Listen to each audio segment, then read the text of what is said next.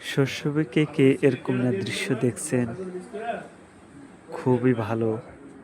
৯০ দশকের যারা ছিল তারাই দেখছিল এরকম দৃশ্য।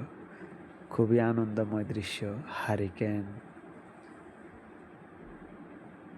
হারিকেন, তারপরে যায় গোয়ারটলি, খুবই সুন্দর। গরু দিয়ে ধান মাড়ানো, অনেক ভালো লাগতো। ছাতা মাথায় দিয়ে দাদা নাতি কি সুন্দর হাঁটতো রাস্তা দিয়ে গরুর গাড়ি করে যাওয়ার সময়।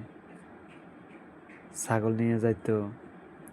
আহ, কত সুন্দর সময়, শৈশবের সময়গুলা ফুরিয়ে গেল। আম গাছের নিচে গরু ছাগলগুলা, বাহ কি সুন্দর রাস্তায়, আহ কি সুন্দর মাছ ধরা, কি সুন্দর মই, একলা একলা এ মই দেওয়া যেত। গরু বাঁধার জন্য যাইতো। গরু ছাগলগুলা কত সুন্দর খোলামেলা বসবাস করতো মানুষগুলা। তখন কোনো হিংসে বিদ্বেষ ছিল না, ছিল শুধু ভালোবাসা। শৈশবের স্মৃতিগুলোর মধ্যে জড়িয়ে আছে হাজার ভালোবাসা, হাজারো পরিশ্রম, মায়া দয়া, আদর স্নেহ, সব কিছু জড়িয়ে আছে মা বোনদের সবার কাছে।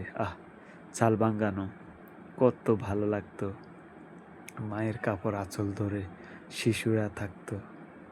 মা মা দাদিরা সবাই কাজ করতো।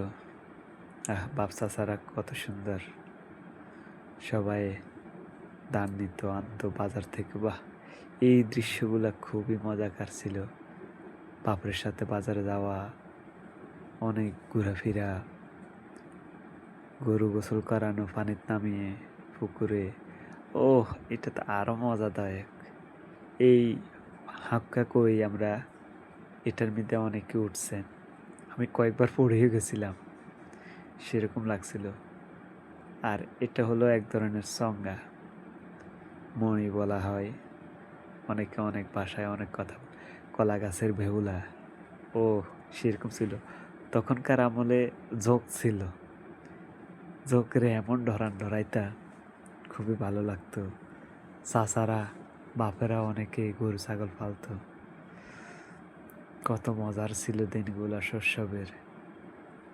হাট বাজারে ছাগলগুলা নিয়ে বিক্রি করা হতো। মাছ ধরার জন্য কত সুন্দর জাল ফেলতে হয়, খুব ভালো লাগতো। শীতকালীন আবহাওয়া, হাট বাজারে যাইলে তাঁতি দল কত সুন্দর। গরুর গাড়িগুলা খুবই মজাকার ছিল, মজার খানা।